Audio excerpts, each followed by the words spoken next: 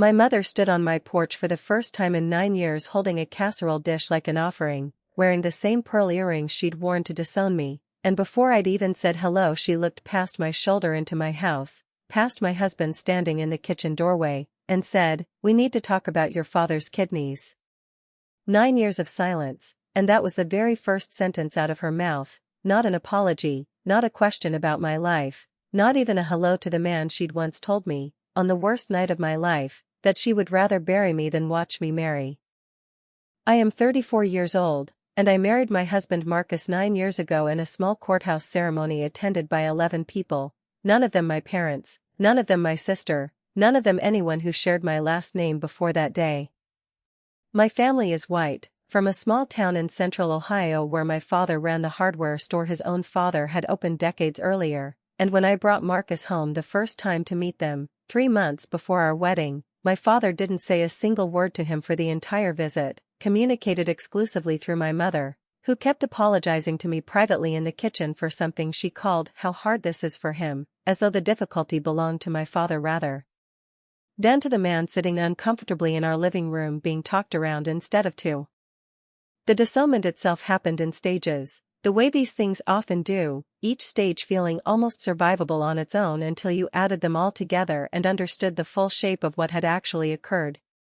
First it was my father refusing to attend the wedding, then my mother saying she couldn't come either, not without him, then my sister Rachel, 3 years younger than me and always desperate to stay in our parents' good graces, sending a text the week before the ceremony that simply read, "I'm sorry, I can't be part of this," followed by silence that stretched, eventually, into 9 unbroken years. My mother's actual words, the ones that ended things completely, came during a phone call 2 weeks before the wedding, when I made one last attempt to reach some kind of understanding, and she told me, in a voice I can still hear clearly if I let myself, that she loved me but couldn't support a decision that would bring that into the family, that people in our town would talk, that my father's business depended on the community's opinion of us, and that I needed to understand this wasn't really about Marcus personally, it was about what marrying him would cost all of them. I built an entire life in the years since without them, the kind of life you build specifically to prove to yourself, more than to anyone watching, that you made the right choice even when it cost you everything familiar. Marcus finished his residency the year after we married and is now a cardiologist at a hospital 2 hours from where I grew up, respected, exhausted in the particular way doctors are exhausted, endlessly patient with patients and endlessly patient, too, with the family that had once refused to look him in the eye. We have 2 children, Maya, 7, and Elijah, 4, neither of whom had ever met their grandparents, aunt, or any extended family on my side until the morning my mother showed up uninvited on our porch holding a casserole dish and immediately, before crossing the threshold, brought up my father's kidneys. I let her in, mostly out of shock rather than any real willingness to reopen a door I'd spent 9 years reinforcing, and she sat at my kitchen table, the same table where Marcus and I had built an entire family life she knew nothing about, and explained, in the same tone she'd have used to discuss weather or grocery prices, that my father had been diagnosed with end-stage kidney failure 8 months earlier, that he'd been on dialysis 3 times a week since, that the transplant list was moving too slowly, and that the family had recently learned, through genetic testing done for an unrelated reason, that my father's blood type and tissue markers were unusually rare, difficult to match, the kind of profile that made a living donor from within the family the fastest realistic path to saving his life. She told me all of this looking mostly at her own hands folded on my kitchen table, and then, finally, she looked up, first at me, and then, for the first time in 9 years, directly at Marcus, and said the actual reason she'd driven 3 hours and shown up unannounced. Marcus's blood type and tissue markers, discovered through the same extended family testing my mother had apparently pushed everyone into doing once she learned my father's rare profile ran on both sides of a family tree that, whether she liked it or not, now legally included her son-in-law, made him one of the only potential matches anyone had found. I want you to sit with that for a moment the way I had to sit with it at my own kitchen table, because the sheer audacity of it took me nearly a full minute to fully process. My mother had spent 9 years unwilling to send a birthday card to my children, unwilling to acknowledge Marcus existed at every holiday, every graduation, every ordinary milestone that makes up a life, unwilling even to say his name out loud in the handful of stilted phone calls we'd had over the years, always referring to him as your husband the way you'd refer to a stranger's occupation rather than a person you'd known for nearly a decade, and the very first time she walked back through my door, it was to ask that same unacknowledged son-in-law to undergo major surgery to save the life of the man who had refused to speak a single word to him for the entire 3 months he'd courted me before our wedding. Marcus, to his enormous credit, didn't respond with anger, didn't throw her out, didn't say any of the things I was thinking in that moment sitting frozen at my own table. He simply asked her, calmly, clinically almost, the kind of careful questions a doctor asks before making any medical decision, about my father's current health status, the testing that had been done, the specific compatibility markers involved, treating the conversation with the same professional seriousness he'd give any consultation, even as I watched something tighten almost imperceptibly around his eyes, the only outward sign of what this conversation was actually costing him internally. My mother answered each question with visible relief, mistaking his clinical calm for openness to the actual request, and by the end of nearly 40 minutes of medical discussion, she seemed to believe she'd already secured what she'd come for. She hadn't. Marcus told her, gently but with a clarity that left no room for negotiation, that he needed time to consider it fully, that this was major surgery with real risks to his own life and his ability to continue caring for our children, and that any decision he made would be made entirely on his own terms and his own timeline, not because she'd shown up unannounced expecting an immediate answer 9 years after refusing to acknowledge his existence. My mother's face did something complicated hearing that, a flicker of the old entitlement I remembered from childhood, the assumption that family obligation flowed only in the direction that benefited her, followed quickly by something more careful once she understood, watching Marcus's face, that this conversation would not go the way she'd apparently rehearsed it on the drive over. I asked her, once Marcus had excused himself to check on the children, whether she understood what she was actually asking, whether any part of her recognized the specific cruelty of walking back into my life for the first time in nearly a decade solely to request a kidney from the man she'd once said she'd rather bury me than watch me marry.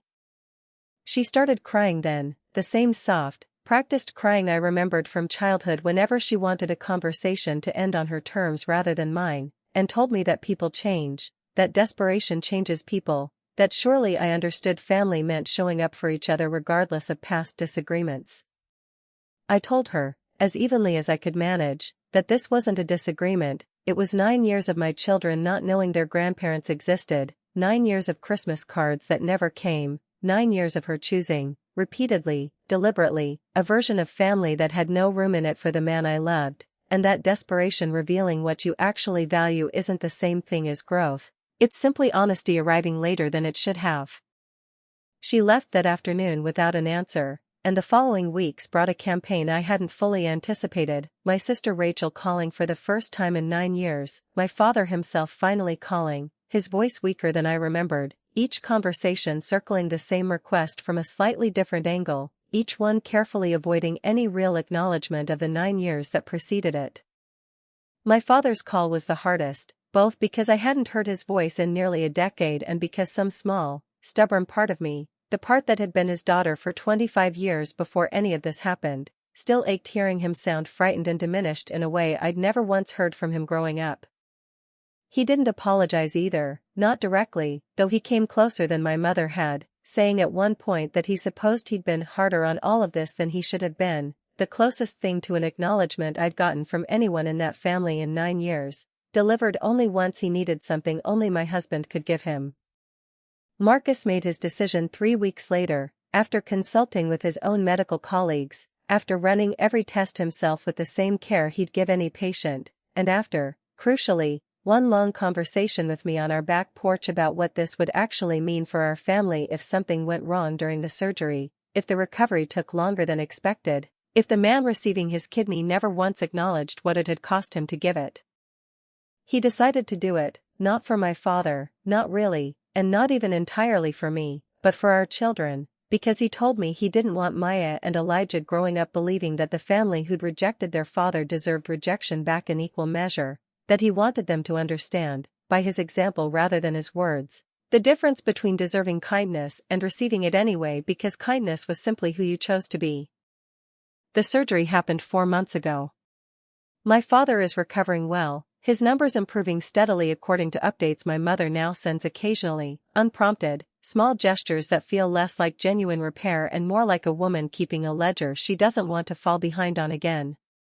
Rachel has reached out more since, tentative, awkward, clearly unsure how to build a relationship with nieces and nephews she'd never once met before this year.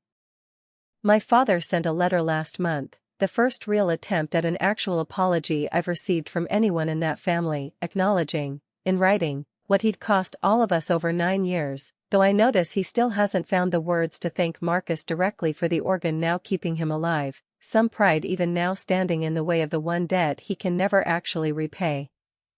I don't know yet what this family becomes from here, whether 9 years of absence can ever really be repaired by a kidney given more out of principle than affection, whether my children will grow up with real grandparents or simply distant relatives who show up occasionally out of obligation now that the debt runs in the opposite direction.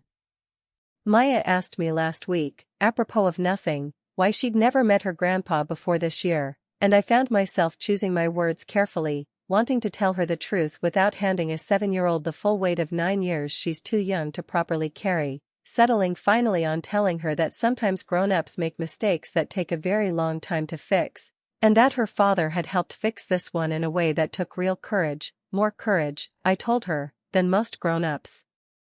ever managed to find. What I know for certain is that Marcus gave my father something that family had never once given either of us in 9 years, generosity without a single condition attached, offered not because it was deserved but because Marcus has never once measured his own decency against how much decency he was shown in return. And that whatever this family becomes, it will be built now on the example my husband set rather than the one my parents did, and I intend to make sure my children understand exactly which one was worth learning from, and exactly which one very nearly cost their grandfather everything before he finally, quietly, learned the lesson himself.